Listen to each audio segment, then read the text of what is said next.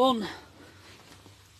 Oh, good afternoon now it is. Well, we've travelled and we've got to settle at Booth's supermarket. I've called in to get us money for the week and a few bits and pieces. Every garage that we passed either had a queue, a massive queue, or there were no queues because they had no fuel. We've got enough fuel to get to where we're going. We're not too far off now, but we might well be stuck here where we're going until the garage in Ingleton gets fuel. I don't know whether they've got any or not. I haven't got there yet, but we'll have to wait and see while we get there. Okay, I'll put another video up when we arrive. Okay, see you later.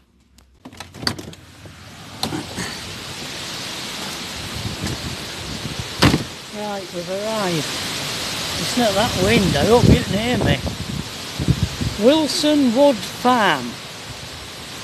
Just on Clinton Road, Ingleton. I'm on an hard standing, as you can see, with a hook up, as you can see.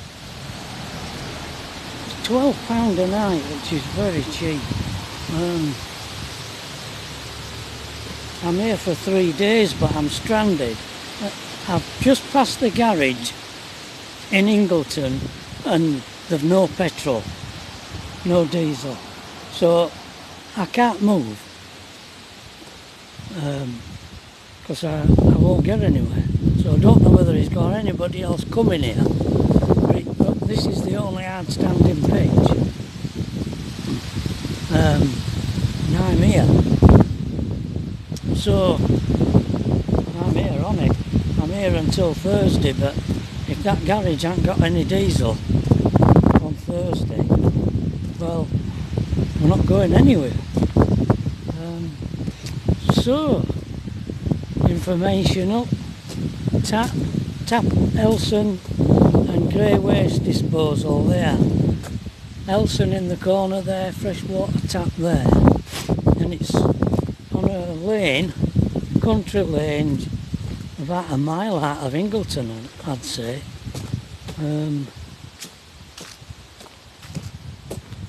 Wilson Wood Farm there. At all times. I've got a nice country lane to walk along. Yeah, weather's not too good, like. Very threatening, keeps raining. So, here we are. See you later. Right, well, this is the day, the dreaded day for this story, for the Cavern Club visit. I haven't been looking forward to telling you this story, but I can't pass over it. Oh, wait a minute, I've got sun right in my eyes.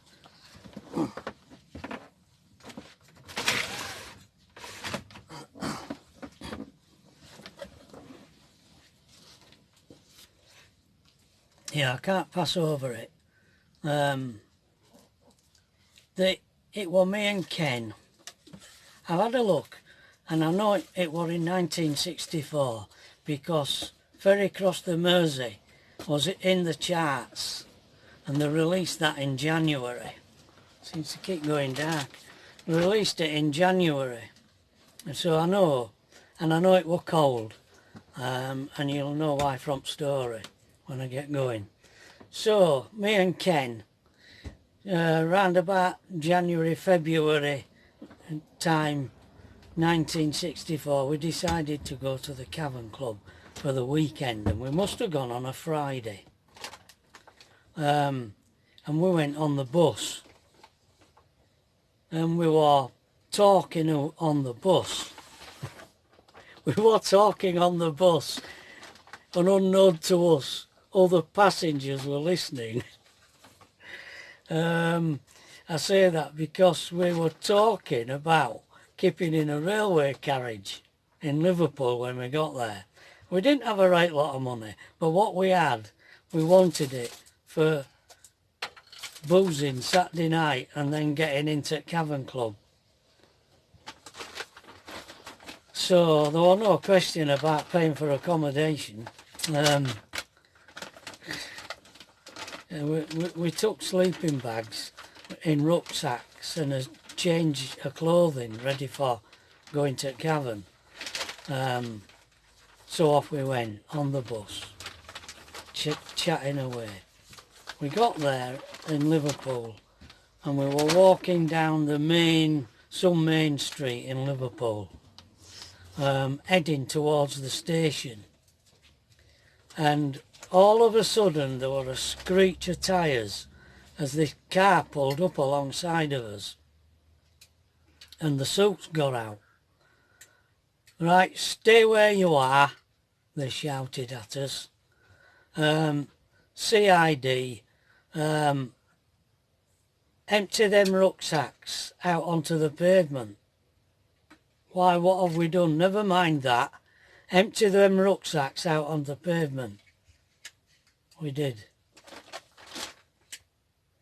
They said, "Where you staying tonight?" We said, "YMCA." They said, "You're not thinking of staying in a railway carriage tonight, are you?" No, we're staying in well, you're going in the wrong direction for the YMCA. And they gave us directions for the YMCA. So we put all the stuff back into our rucksacks and they let us go, and we headed in the directions they gave us, thinking they might be, I don't know, following us or what, I don't know. No, we had no intentions of staying in the YMCA. You might hear Pat unpacking. Rummaging. When first day out, everything has to be all put away, doesn't it, Pat? It does, love. Anyway, wherever it was, I don't know. All I can tell you is we found some derelict building in a yard, and we tried to sleep there for the night, but it was freezing cold. And all I remember is I got up in the middle of the night and stood at the entrance to this yard, and there was a maternity hospital near there I could see the lights on. I could hear babies crying in this maternity hospital. And there was a massive construction site nearby, which turned out to be the new cathedral in Liverpool, this modern cathedral. So that's the area where we were. We had no idea where we were. But anyway, I did get back into my sleeping bag, but I must have eventually fallen asleep, because eventually I woke up and it was light. And it was funny because I looked at Ken and his hair was white, and it was frost. His hair was totally white with frost, and I woke him up and I says, "Ken, you've gone white." And he looked at me and he says, "So have you." And so my hair must have been white with frost and all. That's how cold it was. So we got us bedraggled selves together and walked to the station in Liverpool. And our plan was to put our rucksacks in a locker so that we weren't carrying them around Liverpool all day. So that's what we did. And when we walked round to the waiting room, and there was a roaring fire in the waiting room and a big long wooden bench. And we did pull this bench up to near to the fire and laid down on it and went to sleep. And when we woke up, there were people stood in the waiting room glowering at us. So we took ourselves off out of there and walked through Liverpool, walked to find out where the cavern was, so we knew how to find it that night. And we found the Cavern Club and walked down to Mersey, had a look at the Mersey and wandered round. And eventually we walked back to the station, got us rucksacks out of the lockers and went to the toilets and got us then washed and changed. And I was wearing, at that time, all the rage was these shirts with a frill. They had a frill down the front here. I wore a Bobby Dazzler. And the cuffs of the shirt had a frill on and all. I used to have these lovely cufflinks and all. And I think I had like a maroon corduroy jacket. Yeah. So anyway, we went pub crawling. Before we got to the Cavern Club, we did a few pubs, I think, and we'd had a fair bit to drink. We needed to really to stop worrying. We had no idea where we were staying that night. We weren't looking forward to that, going back to that Derry at all. Anyway, we went into the Cavern Club. It was 6 and a tanner in, and it was more or less as what you'd seen on telly. It was like three parallel arched rooms, and the middle room had the stage at one end. I couldn't believe how small that stage was, considering 4 Beatles played on that stage. It wasn't much room. Anyway, we were having a good time in there, and as time went on, this thing came over the tannoy. Well, the 2 lads from Leeds come to the reception desk, which was a little table halfway down them steps. That's all it was. So we went, and it was this bloke, and he said, I heard you 2 in a pub saying you'd nowhere to stay. Have you still got nowhere to stay tonight? We looked at him, and he'd have been in maybe his late 30s, early 40s. We told him we hadn't, and he says, well, would you like to come home? I live at home, and my mother, would you like to come home? I'll put you up for the night. So we said, thank you, yeah, we would. So I said, but we're not ready to leave yet. He says, no. I said, we'll see you. We're coming out at 11 o'clock. He says, I'll be outside at 11 o'clock. Well, sure enough, he was. And we went with him, and we walked to a bus stop, and we got on a bus, went upstairs, and me and Ken were sat at the side of one another, and this bloke was sat in front of Ken. And I'm afraid Ken went and vomited all over this bloke. Oh dear, what a mess. And he played it down, and we got off the bus somewhere, I've no idea where, and walked to his house, and he says, I need to go and get changed, which he did. He disappeared and got changed, and he came back and he says, my mum won't let you stay, my mother won't let you stay, he said. But he said, don't worry, I know what to do.